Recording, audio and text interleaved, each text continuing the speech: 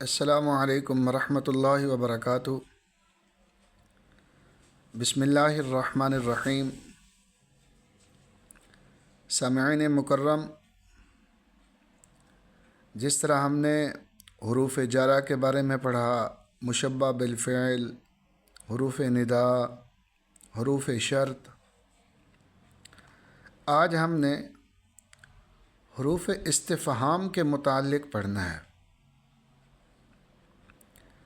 استفہام فہم سے ہے، سمجھنا، پوچھنا، یعنی وہ حروف جو سوال کرنے کے لیے استعمال ہوں ان کو حروف استفہام کہا جاتا ہے۔ عربی زبان میں عموماً کل 3 ہیں حروف استفہام۔ پہلے نمبر پہ حل، دوسرے نمبر پہ ما، تیسرے نمبر پہ حمزہ زبر والا یا الف کے اوپر جو زبر ہو، دونوں شکلیں موجود ہوتی ہیں۔ تینوں کا معنی ایک ہے، کیا؟ مثلاً ہم حل کی مثال قرآن مقدس سے دیکھتے ہیں۔ سورہ رعد میں اللہ پاک نے فرمایا، اعوذ باللہ من الشیطان الرجیم، قل هل يستوي الاعمى والبصیر۔ یہاں حل کا لفظ استعمال ہوا ہے۔ جب ہم ترجمہ کرتے ہیں، پڑھتے ہیں، تو ہم عموماً یہی ترجمہ پڑھتے ہیں، قل، اے محبوب صلی اللہ علیہ وسلم، آپ اپنی امت کو فرما دیجئے، هل يستوي الاعمى والبصیر۔ اعمى اندھے کو کہتے ہیں اور بصیر دیکھنے والے کو۔ یستوی کا معنی برابر، تو حل کا معنی کیا؟ اب ترجمہ ہوگا، کیا اندھا اور دیکھنے والا برابر ہوتا ہے؟ تو یہاں ہم کیا جو ترجمہ کر رہے ہیں سامعین، وہ حل کا کر رہے ہیں، اور حل کا تعلق حرف استفہام کے ساتھ ہے۔ جو ہم نے 3 پڑھنے تھے ان میں سے پہلا حل ہے۔ دوسرے نمبر پہ ما، اس سے بھی سوال کیا جاتا ہے، جیسے حضرت موسیٰ علیہ السلام کا واقعہ مشہور ہے سورۃ طٰہٰ میں۔ اللہ پاک نے فرمایا، وَمَا تِلْكَ بِيَمِينِكَ يَا موسیٰ، کہ اے موسیٰ تیرے دائیں ہاتھ میں کیا ہے؟ یمین دائیں ہاتھ کو کہتے ہیں۔ یا موسیٰ، یا ہم نے حروف ندا کے بارے میں پڑھا تھا جس کا مطلب ہے اے۔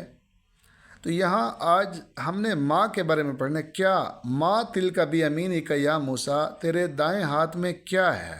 تو کیا ترجمہ یہ ماں کی وجہ سے ہو رہا ہے۔ اسی طرح سامعین، تیسرے نمبر پہ حمزہ یا الف جس کے اوپر زبر ہوتی ہے۔ سورۃ انبیاء میں حضرت ابراہیم علیہ السلام کا واقعہ تفصیل کے ساتھ ہے۔ فرمایا، قالوا اانت فعلت هذا بآلهتنا یا ابراہیم۔ انہوں نے کہا، انت، یہ جو ہے یہ اس کا مطلب ہے کیا، اور انت یہ ضمیریں تو آپ حضرات نے پہلے پڑھی ہوئی ہیں، ہوا ہما ہم یا ہما ہن، انت انتما انتم، یہ انت وہ ضمیر ہے۔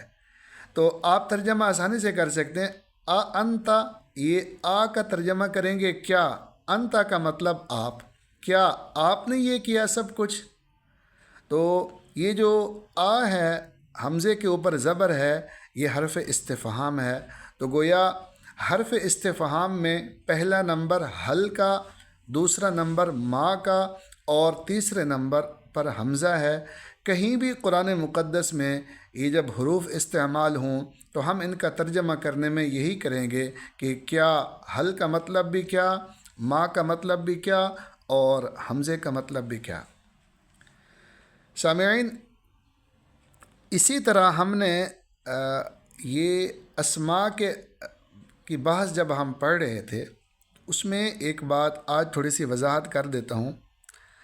جس طرح استفہام کے لیے حروف ہوتے ہیں، اسی طرح استفہام پوچھنے کے لیے، سوال کرنے کے لیے بعض دفعہ اسماء بھی استعمال ہوتے ہیں، ان کی تعداد عموماً 2 ہوتی ہے۔ نمبر 1 کیفا، نمبر 2 اینا۔ کیفا سے بھی سوال کیا جاتا ہے اور اینا سے بھی سوال کیا جاتا ہے، لیکن کیفا اور اینا یہ اسم ہے۔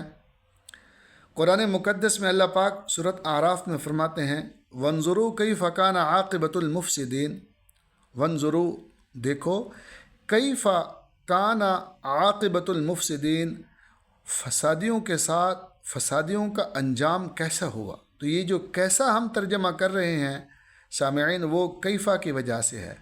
تو گویا اسماء استفہام میں پہلا نمبر کیفا کا ہے، اور کیفا کا معنی کیسے، جیسے وانظروا کیف کان عاقبۃ المفسدین۔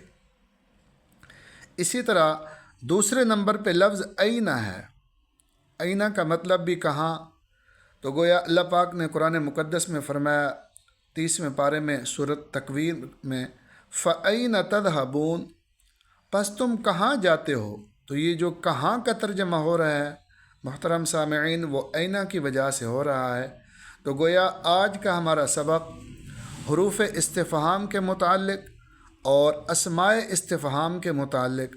حروف استفہام کل 3، نمبر 1 حل، نمبر 2 ما، اور نمبر 3 حمزہ زبر والا۔ اور اسماء استفہام میں پہلا نمبر کیفا اور دوسرا نمبر اینا۔ کیفا کا مطلب کیسے، اینا کا مطلب کہاں، حل کا مطلب کیا، ما کا مطلب کیا، اور یہ جو حمزہ ہوتا ہے اس کا مطلب بھی کیا۔ تو گویا حروف استفہام بھی ہمارے سامنے آ گئے اور اسماء استفہام بھی ہمارے سامنے آ گئے۔ تو آج انشاءاللہ یہاں تک ہم کوشش کریں گے۔ اگلا جو ہمارا سبق ہوگا وہ قرآن مقدس سے کسی آیت کا ہم دیکھ لیں گے۔